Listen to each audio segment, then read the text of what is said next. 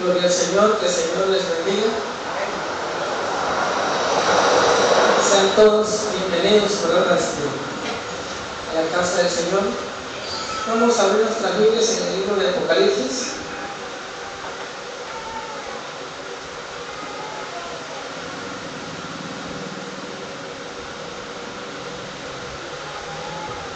El libro de Apocalipsis, en su capítulo 2, versículos del 12 al 17.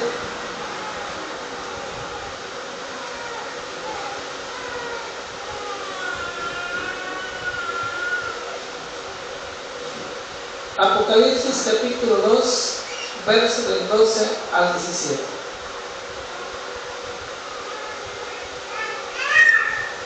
Gloria a Dios.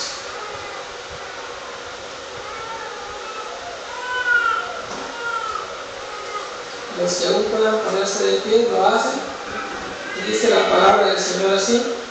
Apocalipsis 2, del 12 al 17. Apocalipsis capítulo 2, verso del 12 al 17.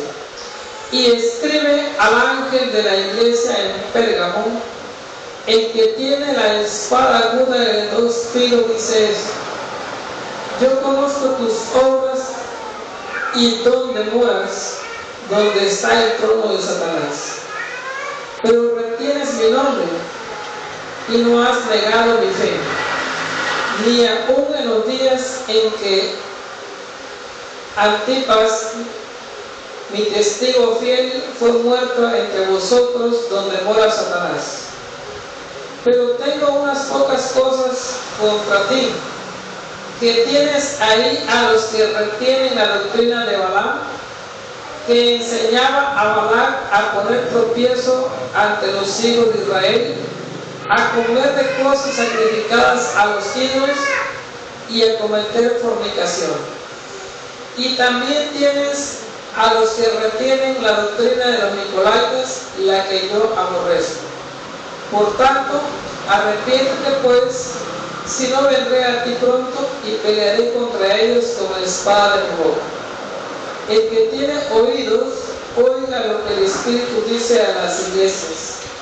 Al que venciere, daré a comer del maná escondido, y le daré una piedrecita blanca, y en la piedrecita escrita un nombre nuevo, el cual ninguno conoce sino aquel que lo recibe.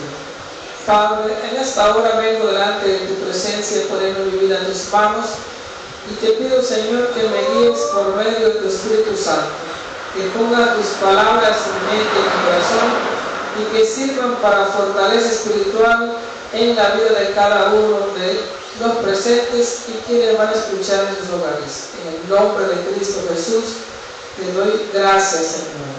Amén y amén. De Dios puede tomar su lugar. Voy a compartir el tema: la doctrina de Balaam. La doctrina de Balaam. Este mensaje, que prácticamente es dirigido a la iglesia de Pérgamo, una de las 7 iglesias del Asia Menor, ubicada en lo que hoy es Turquía. Esta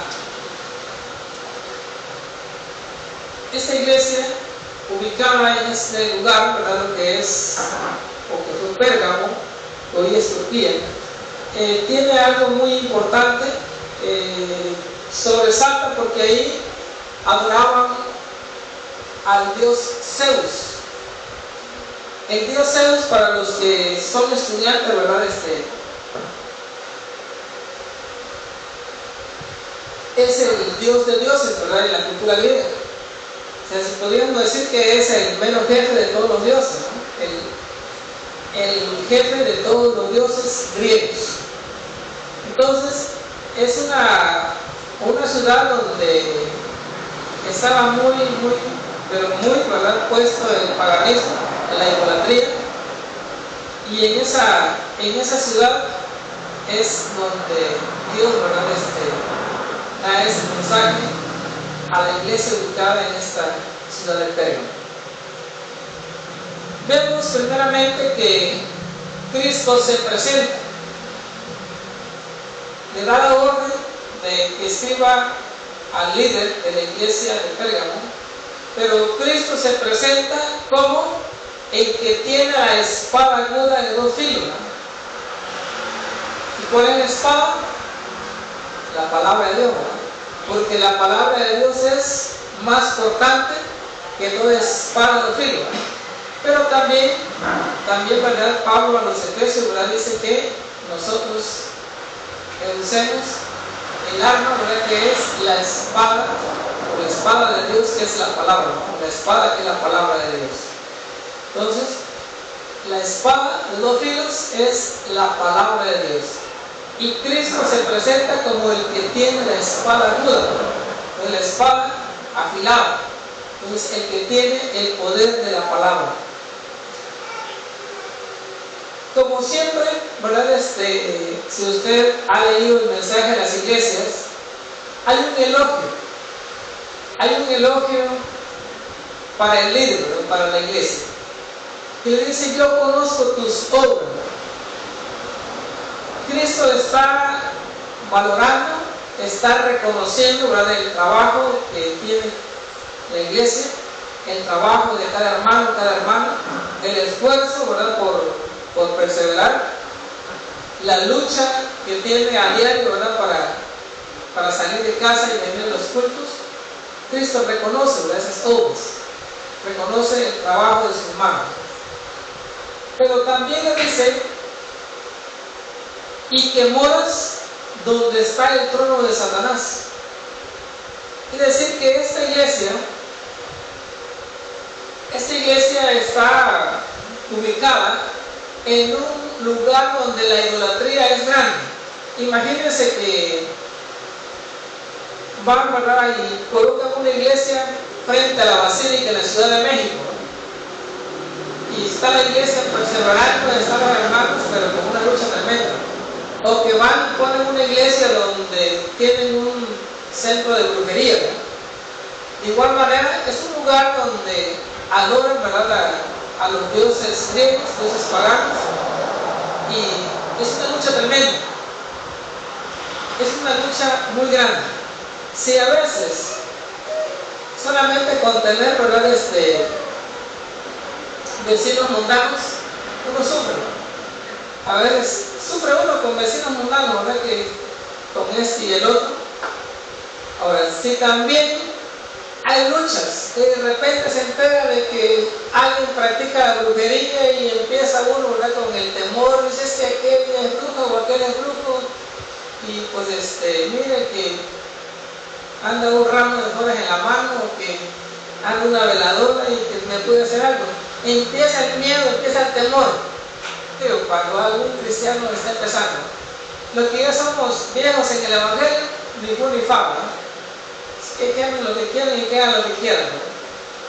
Es más poderoso el que está con nosotros que el que está con ellos, ¿no? Entonces, en Cristo nosotros somos más que vencedores, ¿verdad? Como dijo Pablo: y todo lo puedo en Cristo, porque Él nos fortalece. Entonces, para los hermanos que son nuevos, que no conocen de la palabra y todo, los atemoriza. Pero también es claro, un cristiano o carnal es lo mismo que un cristiano nuevo. O sea, no conoce la palabra o no ha madurado y le puede dar temor. Entonces, si nosotros a veces tenemos temor con vecinos mundanos y idólatras, o con personas que tal vez no sean tan cerca, ¿verdad? Pero practican la brujería, tiene uno cierto miedo. Imagínense la iglesia ubicada en el lugar donde está el trono de Satanás. Entonces, la verdad que sí merecen el elogio, ¿no? Pues estar así que mano a mano ahí, o frente a frente con el diablo, y que la iglesia, ¿verdad?, esté perseverando, la verdad que sí merecen el elogio que Cristo les da, el reconocimiento. Pero también, si lo trasladamos a nuestra vida, también nosotros, aunque no oigamos, ¿verdad?, la voz de Dios, aunque Cristo no se nos aparezca para reconocer nuestro trabajo, nuestro esfuerzo, pues de igual manera, cada lucha que nosotros tenemos, cada esfuerzo que hacemos, hermano, Dios lo ve.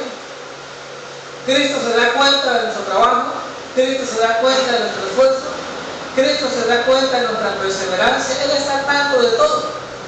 Y aunque no nos dé un reconocimiento, aunque no nos hable, ¿verdad?, para reconocer, de igual manera, así como lo hizo la iglesia de Pérgamo, también, ¿verdad?, es para cada uno de nosotros el reconocimiento.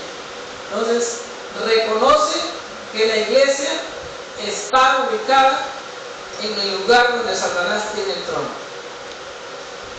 Y por lo tanto también reconoce que aunque estén en guerra con el diablo y estén cerca del trono de Satanás, ellos retienen el nombre de Cristo y que no han negado la fe de Cristo.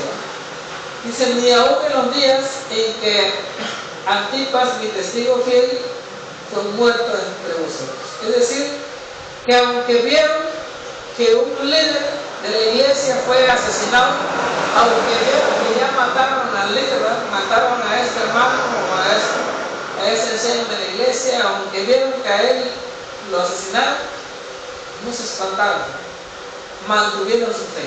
Se nos dijeron, no, aquí matan, vámonos. No, dijeron, ahora sí que nosotros estaremos listos, si es preciso, como dijo Pedro, ¿verdad?, hasta la muerte, ¿no? Solamente que Pedro lo negó 3 veces antes de la muerte. Entonces reconoce Cristo el esfuerzo, el valor, la perseverancia, la fe de los hermanos de la iglesia de Pérgamo. Se les da el elogio, pero también dice, tienen un reproche. ¿Quiénes ahí? A los que retienen la doctrina de Balaam. La guerra, o sea, la guerra contra el diablo o contra los ídolos, prácticamente lo que estamos viendo en Pérgamo, podríamos decir que de cierta manera es una guerra externa, pero la doctrina de Balaam es una guerra interna. ¿Por qué? Porque es algo que se infiltra dentro de la iglesia. Entonces nosotros como cristianos no tenemos una doctrina cristiana, tenemos una doctrina bíblica, tenemos un credo, creemos en ciertas partes, ¿verdad?, principales, como en Cristo, que es nuestro único y suficiente Salvador. Entonces tenemos, ¿verdad?, la creencia también de que el pago fue completo y total, que no tenemos que hacer ningún mérito propio para obtener la salvación, que nada más la recibimos por gracia. Pero si de repente alguien, ¿verdad?, viene y dice, no, pero es que fíjese que descubrí que además de que ustedes hayan creído en Cristo, que además es necesario que ustedes guarden, ¿verdad?, el 7º día, que no lo trabajen, entonces se infiltra una doctrina. Y si los líderes no están preparados, pues de igual manera la absorben o la adaptan o la reciben como parte de una doctrina bíblica y empiezan a incluirla dentro de la doctrina de la iglesia. Entonces aquí el detalle es que ellos estaban, dice, reteniendo esa doctrina, o sea, no querían echarla afuera, o sea, la estaban aceptando, la estaban tomando como parte de una doctrina bíblica, la doctrina de Balaam. ¿Cuántos han leído la doctrina completa, digo, la historia completa de Balaam? ¿Quién ha leído completa? Es decir, que haya leído el libro de Números, pero haya leído completita la doctrina, ¿no?, todo lo que enseñó, o la vida va de Balaam. Entonces encontramos en el libro de Números, sin perder Apocalipsis, vamos al libro de Números. Puede leer una parte de la introducción, ¿verdad?, del capítulo 22, versículo del 1 al 11. Entonces, ¿quién ha leído que se sepa más o menos el contenido? ¿Ninguno? Bueno, vamos a leer. Para eso estamos, ¿no? Para eso venimos, para aprender. No se preocupe, si no ha leído, la vamos a leer parte de, y usted va a completar, ¿verdad?, la lectura en su casa. Usted se lo va a leer completito. Se va a leer desde el 22, pero ahora al 25. Ahorita vamos a leer Números, capítulo 22, versículo del 1 al 11. Tengo una introducción a la historia de Balaam, para que usted se dé cuenta. Dice, libro de Números, Antiguo Testamento, es el cuarto libro de la ley, cuarto libro de la Torá, cuarto libro del Pentateuco, a como usted lo conozca, no se preocupe, el contenido es el mismo. Partieron los hijos de Israel y acamparon en los campos de Moab junto al Jordán frente a Jericó. Y vio Balac, hijo de Zippor, todo lo que Israel había hecho al amorreo. Y Moab tuvo gran temor a causa del pueblo, porque era mucho, y se angustió Moab a causa de los hijos de Israel. Y dijo Moab a los ancianos de Madián: ahora lamerá esta gente todos nuestros contornos como lame el buey la grama del campo. Y Balac, hijo de Zippor, era entonces rey de Moab. Por tanto, envió mensajeros a Balaam, hijo de Beor, en Petor, que está junto al río en la tierra de los hijos de su pueblo, para que lo llamasen, diciendo: un pueblo ha salido de Egipto, y he aquí cubre la faz de la tierra y habita delante de mí. Ven pues, ahora te ruego, maldíceme este pueblo, porque es más fuerte que yo. Quizá yo pueda herirlo y echarlo de la tierra, pues yo sé que el que tú bendigas será bendito y el que tú maldigas será maldito. Fueron los ancianos de Moab y los ancianos de Madián con las dádivas de adivinación en su mano, y llegaron a Balaam y le dijeron las palabras de Balac. Él les dijo: reposad aquí esta noche, y yo os daré respuesta según Jehová me hablare. Así los príncipes de Moab se quedaron con Balaam. Y vino Dios a Balaam y le dijo: ¿qué varones son estos que están contigo? Y Balaam respondió a Dios: Balac, hijo de Zippor, rey de Moab, ha enviado a decirme: he aquí ese pueblo que ha salido de Egipto cubre la faz de la tierra. Ven pues ahora y maldícemelo, quizá podré pelear contra él y echarlo. Este pasaje encierra información muy importante y valiosa. Bueno, decir la Biblia, ¿verdad? Toda la Biblia es importante, toda es valiosa, pero en el tema de hoy, o para el tema de hoy, ¿verdad? Acerca de la doctrina de Balaam, también, ¿verdad? Es como un paréntesis lo que dice que ese pueblo que había salido de Egipto era numeroso, pero numeroso, tanto que cubrían la faz de la tierra, cubrían la superficie de la tierra. Imagínense una multitud. Pero el rey de Moab, él dijo: bueno, nosotros somos un pueblo pequeño, si nos enfrentamos a pelear contra ellos, vamos a perder la guerra. Entonces recurrieron, si usted para que le conozca un poco familiar, ¿verdad? Recurrieron a la brujería. Dijeron: no podemos pelear cara a cara, así de que vamos a recurrir a la brujería para hacerle un trabajito y de esa manera podamos ganar la guerra. Entonces digo: bueno, yo sé que si a ese pueblo vas y lo maldices, puedo ganarle la guerra. Dese cuenta el razonamiento, dese cuenta va la cultura.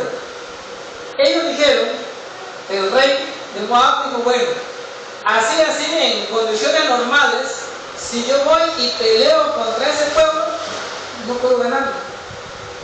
O sea, la probabilidad de que gane es cero. A ese pueblo, por así que voy y peleo y pierdo.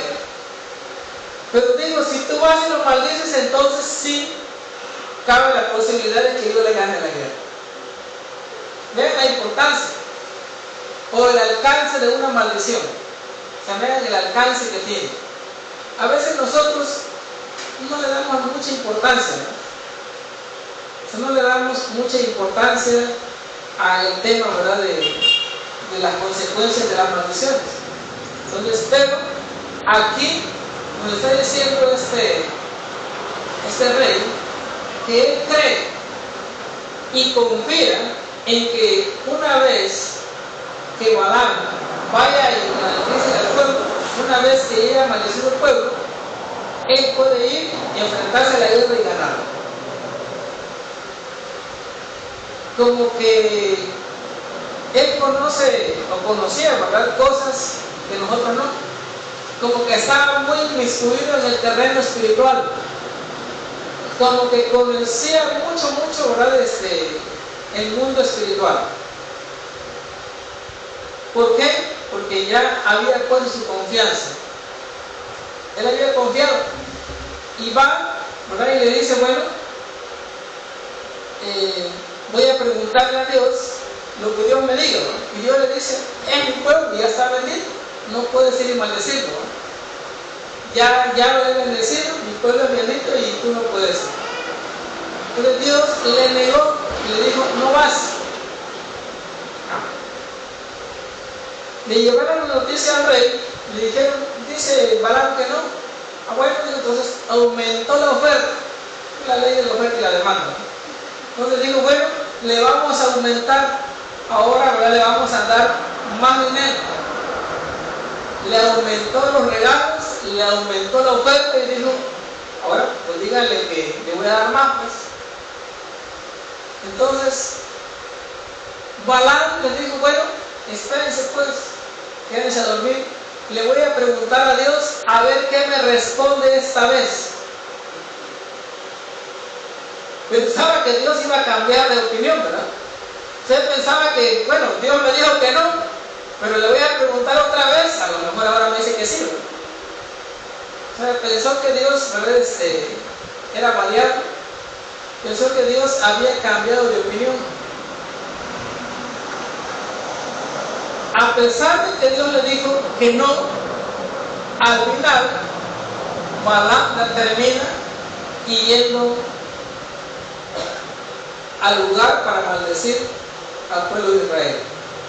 Entonces dice que ensilló su arma y se fue, ¿verdad?, con la gente, se llevó sus criados y se fue, hasta que yendo por el camino, el ángel del Señor se le aparece, se le pone en medio del camino, o le tapa el camino, y la asna no puede pasar y busca, ¿verdad?, dónde escabullirse durante 3 veces, hasta que el ángel se le puso en un lugar donde no había ni para dónde apartarse, y Balaam, ¿verdad?, enojado, empieza a golpear, ¿verdad?, su arma, y Dios le abre la boca al asna y habla.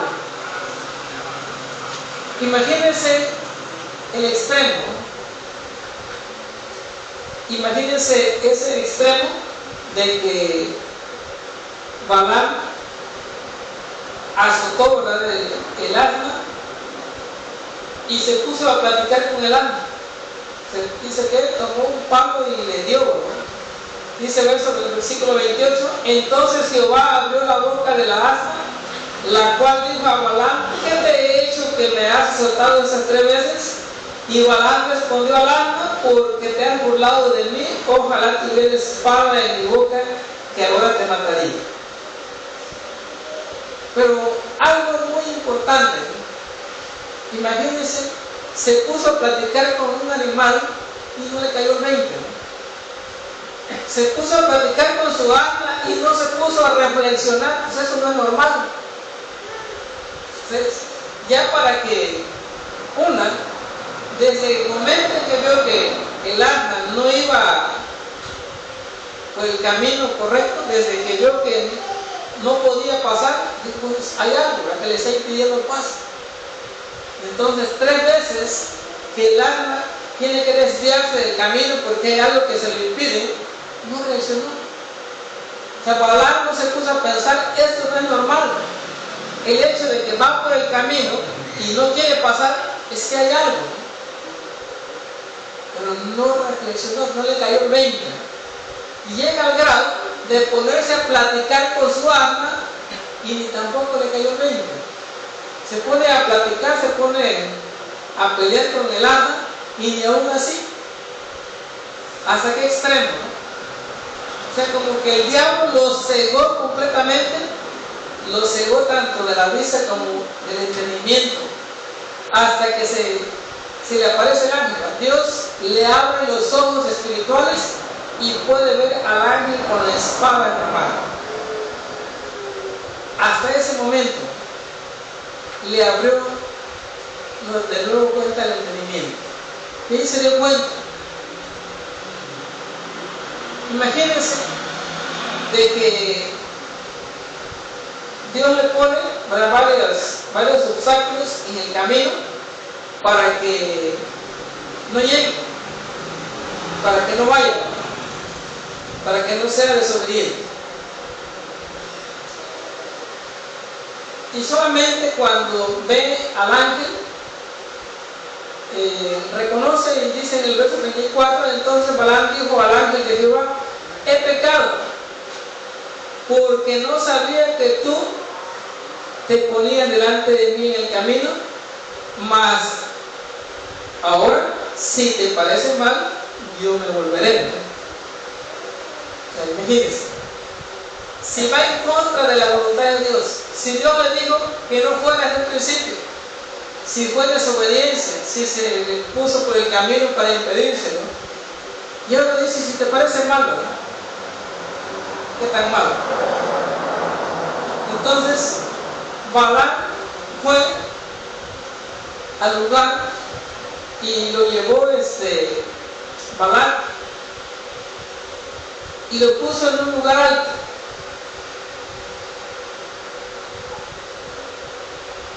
Dice el verso 36: oyendo Balaam que Balaam venía, salió a recibir la ciudad de Moab, que está junto al límite de Arnón,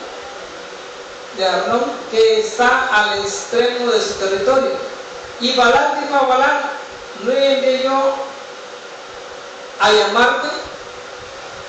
¿Por qué no has venido a mí? ¿No puedo yo honrarte?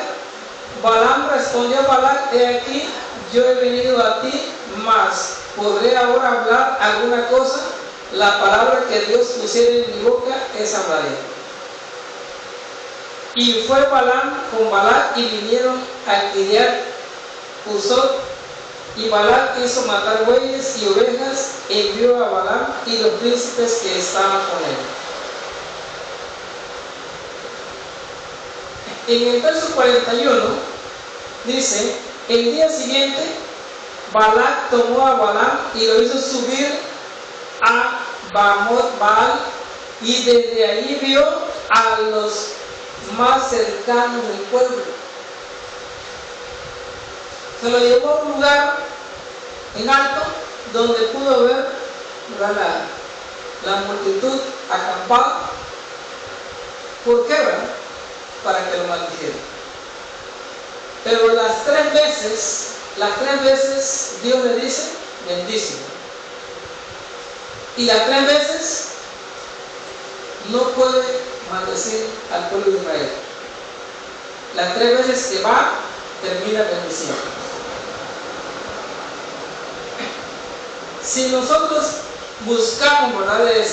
O leemos detalladamente, nos vamos a dar cuenta de que lo que dice Apocalipsis, literalmente, no lo vamos a encontrar acerca de la doctrina de Balaam, como dice Apocalipsis, que enseñaba a Balac a poner tropiezo ante los hijos de Israel, a comer de cosas sacrificadas a los ídolos y a cometer fornicación. O sea, nosotros al leer, ¿verdad?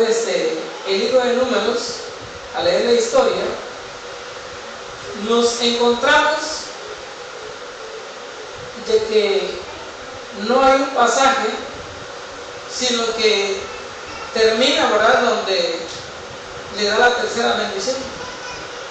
Y de ahí encontramos el capítulo 25, donde Israel, ¿verdad?, acude al Dios Baal. Pero no encontramos un pasaje donde literalmente Balaam le dé la enseñanza a Balac. sea, no lo encontramos, pero encontramos el resultado. Capítulo 25, versículo del 1 al 9. Entonces, vamos a leer el resultado del consejo, el resultado de la doctrina. Si usted lo encuentra por ahí, pues déme la cita. Si la encuentra por ahí, no la encontré. Pero si usted la encuentra o la sabe por ahí, nada más me dice por dónde está. Dice, número 25.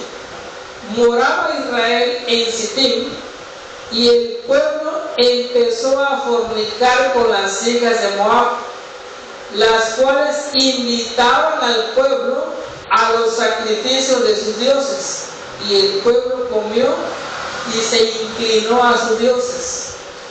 Así acudió el pueblo a Baal Peor, y el furor de Jehová se encendió contra Israel. Y Jehová dijo a Moisés: toma a todos los príncipes del pueblo y ahórcalos ante Jehová delante del sol, y el ardor de la ira de Jehová se apartará de Israel. Entonces Moisés dijo a los jueces de Israel: matad cada uno a aquellos de los vuestros que se han juntado con Baal Peor. Y he aquí un varón de los hijos de Israel vino y trajo una madianita a sus hermanos a ojos de Moisés y de toda la congregación de los hijos de Israel, mientras lloraban ellos a la puerta del tabernáculo de reunión.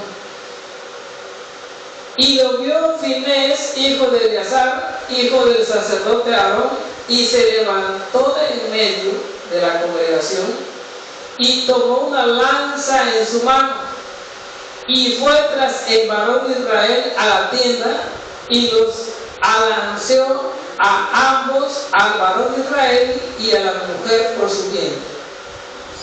Y cesó la mortandad de los hijos de Israel, y murieron de aquella mortandad 25,000. Entonces encontramos el resultado, no encontramos el mandamiento. Algunos comentaristas, algunos teólogos dicen que después que estuvo con Balac, después que fue a tratar de maldecir al pueblo, pero Dios no se lo permitió, sino que terminó dándole bendición. Cuando ya ellos se fueron en privado, cuando se fueron a la cámara secreta del rey, ya de manera privada, Balaam le dio la pauta, o sea, Balaam le dio la estrategia. Balaam le dijo: mira, ese pueblo no tiene permitido idolatrar. Ese pueblo no tiene permitido adorar a otros dioses. No tiene permitido adorar una estatua, adorar un ídolo, adorar una imagen. No lo tiene permitido. Si lo hace, Dios lo va a castigar. Obviamente que para conseguir que los hijos de Israel adoraran a otros dioses, tuvieron que unirse libremente, es decir, fornicación. Entonces, la doctrina de Balaam, entonces, ¿en qué consiste? Según Apocalipsis, regresamos a Apocalipsis. Entonces, en el libro de Números nada más encontramos las consecuencias de 25,000 hombres muertos por causa de la idolatría. Se murieron 25,000. Entonces, al regresar a Apocalipsis, entonces encontramos que la doctrina de Balaam es enseñar a poner tropiezo a los hijos de Israel. 2, ¿verdad?, a comer de cosas sacrificadas a los ídolos, y 3, a cometer fornicación. Entonces, poner tropiezo. O sea, ¿qué es poner tropiezo a un cristiano?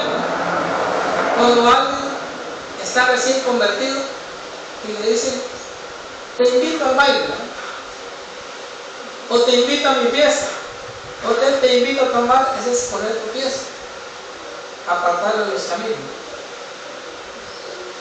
Por el tropiezo es incitar a un cristiano a pecar. Cualquier tipo de pecado. Todo lo que sea pecado ante Dios, el que incita a eso, el que invita a eso, es la doctrina de Balaam. O sea, cualquier cosa. Si lo que nosotros leemos en la Biblia, ¿verdad?, como dice Pablo a los Gálatas, los que practican tales cosas no heredarán el reino de Dios. Entonces, cualquiera que enseñe a un cristiano una desobediencia a Dios, hacer algo que sea pecado delante de Dios, es doctrina de Balaam. Pero de manera especial, el comer de cosas sacrificadas a los ídolos es doctrina de Balaam. Y por esa causa, Dios, ¿verdad?, por esa causa los castigó, y por esa causa murieron, en ese momento murieron 25,000 personas. ¿Verdad que no es sencillo? ¿Verdad que alguien diga, ten tus tamalitos de Guadalupe, ten tu mole de la Santa Cruz? Así que cuando alguien participa, quizá no va a morir de inmediato, pero son puertas que se abren. Por eso es que digo, nosotros no valoramos las maldiciones, no le damos la importancia. En ocasiones a veces, es que se va a enojar, es que si no mi vecino se va a enojar si no le como el mole de la Santa Cruz, es que si no le como por ellos los tamalitos, se va a enojar mi vecino. O sea, a tener hijos rebeldes, desobedientes, puede empezar a encenderle la tele sola, ¿no? Puede empezar a encenderse la estufa solita, les va a empezar a tener problemas. La maldición no le va a caer de la noche a la mañana, aunque algunos tal vez sí, aunque hay maldiciones que sí le van a caer de inmediato, pero de manera astuta el diablo va a hacer algo que no lo relacione, que la persona nunca se le va a prender el foco y decir, yo creo que estos problemas que estoy teniendo es porque mi comadre me trajo un mole de la Santa Cruz y esa es adoración al diablo y ahora estoy pagando las consecuencias. No lo va a relacionar. ¿Por qué? Porque ya pasan los días. Y a veces nos preguntamos, Señor, pero ¿por qué me está pasando esto? Señor, pero ¿por qué mis hijos son rebeldes? Pero Señor, ¿por qué me pasa por la casa? Porque hacemos cosas que no le damos la importancia, o no queremos consagrarnos 100% a Dios. La doctrina de Balaam es promover la idolatría, es decir, enseñar dentro de la iglesia la adoración a los ídolos. Esta es la doctrina de Balaam. Esto lo está diciendo Jesús. Recuerden que quien habla a las 7 iglesias es Jesús resucitado. Y usted analícelo. Analícelo en casa, lea bien, ¿verdad?, el pasaje, déle 5, 10, 15 leídas, y si encuentra algo diferente, ¿verdad?, él te dice. Pero lo que Jesús está diciendo es que la doctrina de Balaam estaba retenida o estaba dentro de la iglesia. O sea, no está hablando de lo que hacen allá afuera, ¿verdad?, como otra iglesia. No, le estoy diciendo que ese problema lo tenía dentro de la iglesia. Le digo, pero tengo contra ti que retiene la doctrina de Balaam. Es decir, se está enseñando la doctrina de Balaam dentro de la iglesia. Imagínense que de repente, ¿verdad?, pongamos nuestra crucecita y le pongamos ahí un vaso de agua y le pongamos un ramo de flores, ¿verdad? Y que de repente empecemos a hacer el mole del 3 de mayo. Eso es retener la doctrina de Balaam. Y el participar de ello es practicar la doctrina de Balaam. Y eso es pecado delante de Dios. Oye, lea usted en casa, lea usted completo, ¿verdad?, la historia de Balaam y los 25,000 que murieron por ese pecado. Entonces, y si Cristo, 1000 años después, más de 1000 años después, como 1200 años después, de que ocurrió en la historia de Balaam, le está diciendo a las iglesias que aún ellos estaban reteniendo esa doctrina. Ahora, ¿por qué? ¿Por qué? Porque fue la estrategia. Fue la estrategia que consiguió, ¿verdad? Balaam le enseñó la estrategia de cómo hacer caer en pecado al pueblo de Israel. Y una vez que cayeran en pecados, Dios se iba a apartar de ellos. Y en el momento en que Dios se apartara de ellos, entonces, si ya no estaba Dios para protegerlos y cuidarlos, y si Dios ya no iba a pelear con ellos, fácil, ¿no? Ahora sí podía ganar la guerra. O sea, no los pudo maldecir de manera directa porque Dios no se los permitió. Pero les enseñó, ¿verdad?, la estrategia. Entonces, la doctrina de Balaam es enseñar a los creyentes en Cristo comer cosas sacrificadas a los ídolos. Es decir,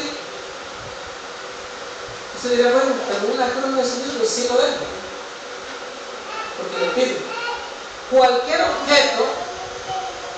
objeto que le robe la honra a Dios, o que esté ocupando el lugar de Dios, o que usurpe el trono de Dios, o la función de Dios, es idolatría.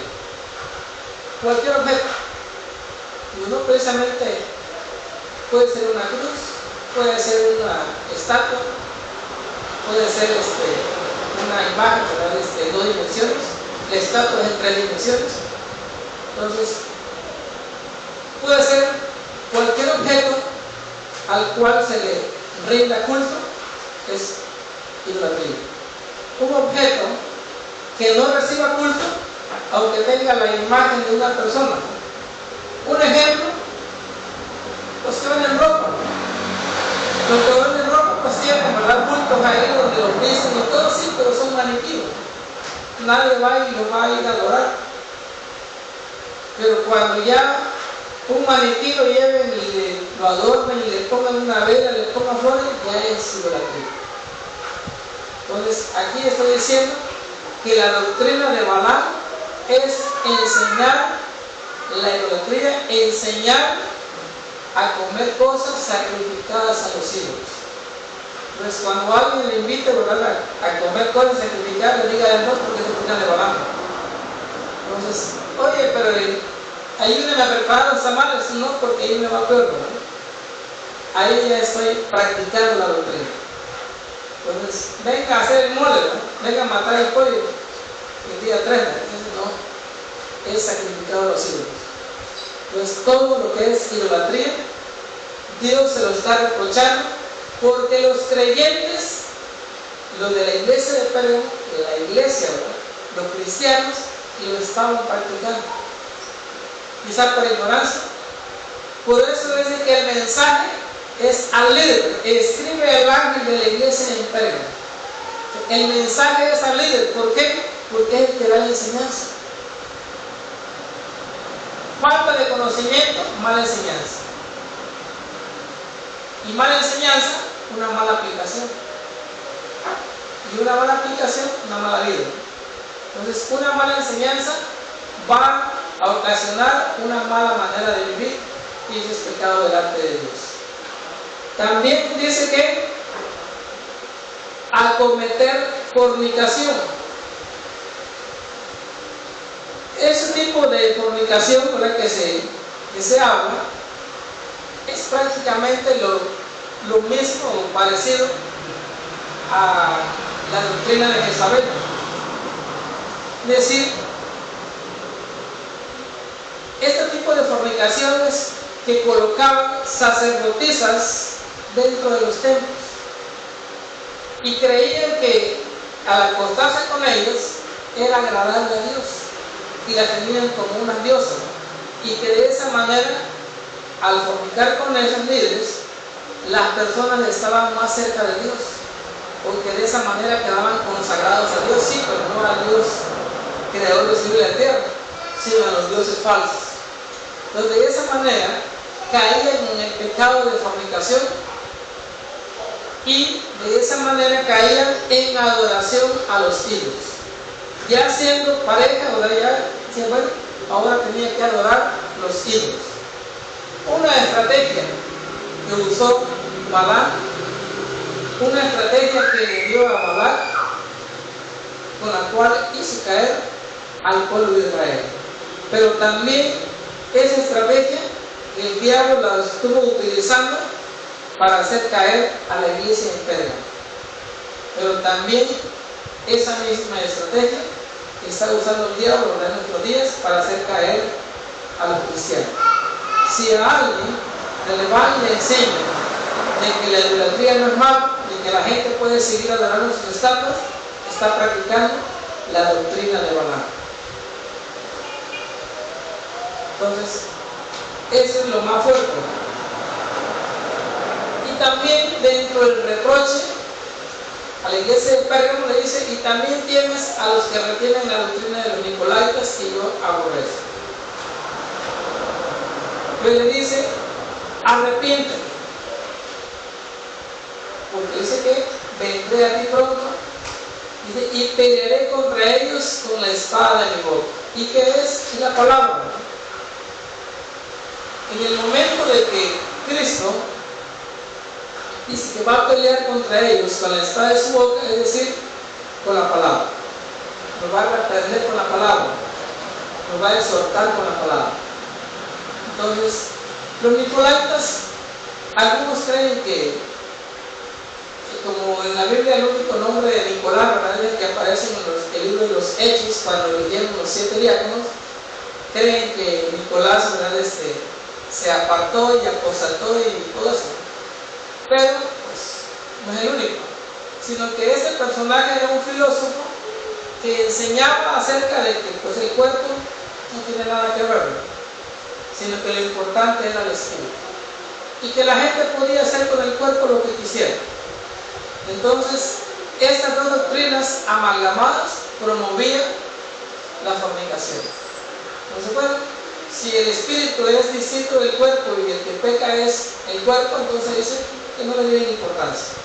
Entonces, esa doctrina se estaba practicando en conjunto con la doctrina de Balaam. De esa manera, la iglesia estaba cayendo en pecado delante de Dios. Y por eso es que Cristo, cuando se le aparece, ¿verdad?,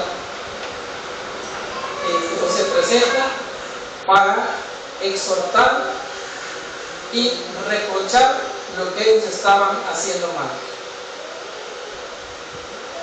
Por último, también viene la recompensa por el esfuerzo.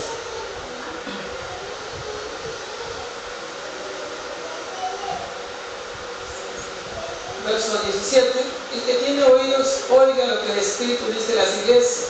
Al que venciere, daré a comer del maná escondido, y le daré una piedrecita blanca, y en la piedrecita escrito un nombre nuevo, el cual ninguno conoce sino aquel que lo recibe.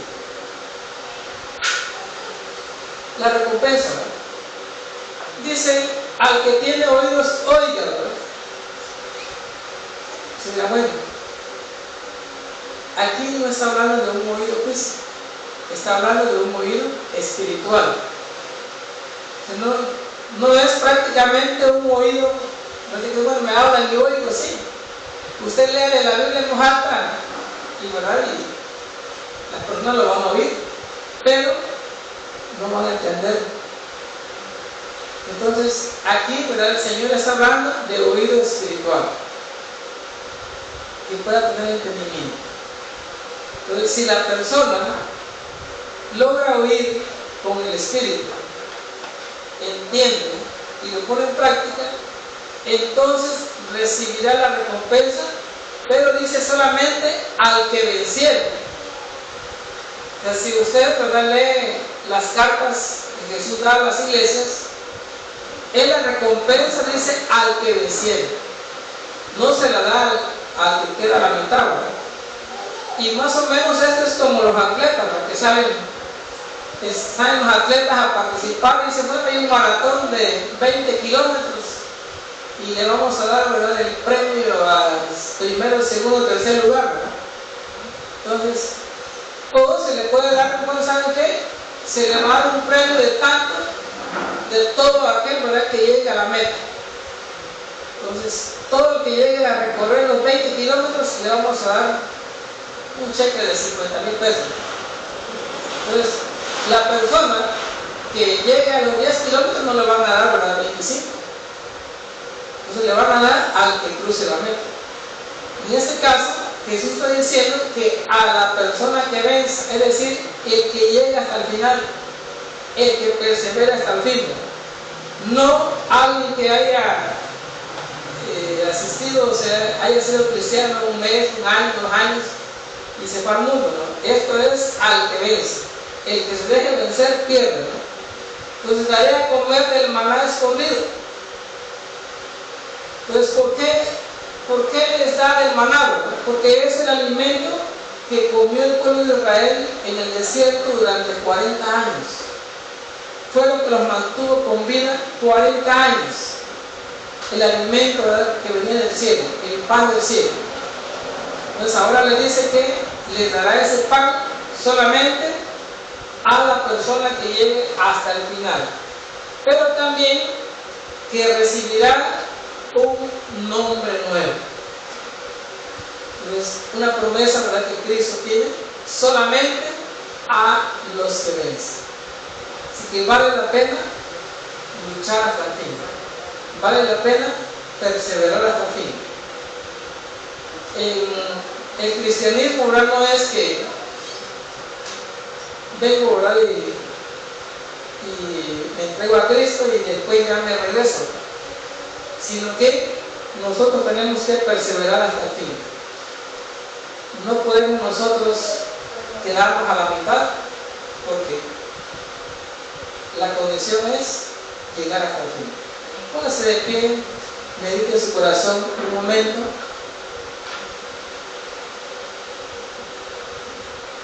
¿Qué doctrina, verdad, usted le enseñaron? ¿Qué doctrina está practicando? ¿Qué cosas de usted, verdad, a veces los del mundo le dicen, no te preocupes? Y le pueden sacar un texto de contexto. No te preocupes de participar, ¿verdad? Si Jesús dice que nada de lo que entra contamina, sino lo que sale. Y con ello les pueden torcer la Biblia y decir, usted coma y ya. Y después las consecuencias pueden ser catastróficas. Así que medite en su corazón.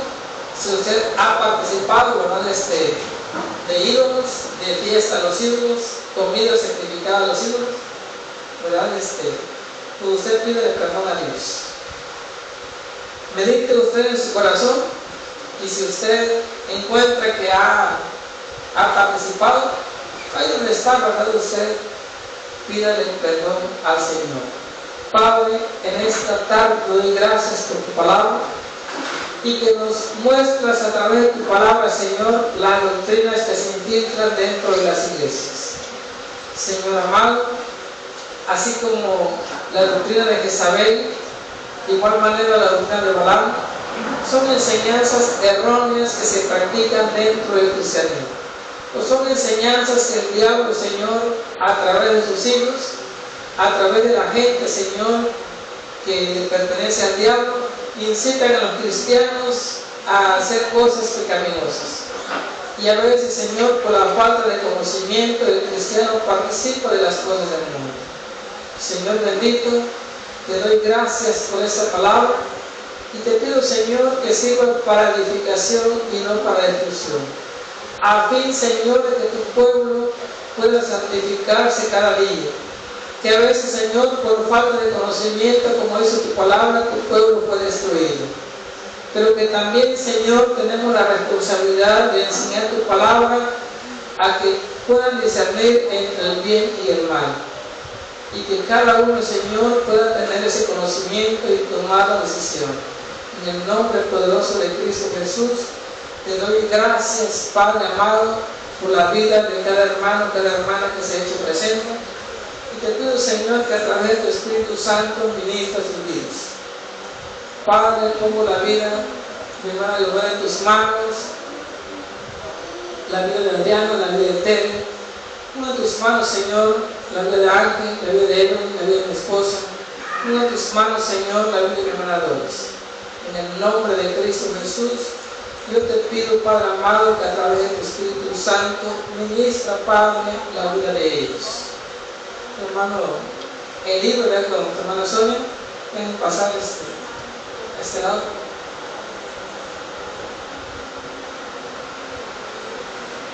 Jóvenes.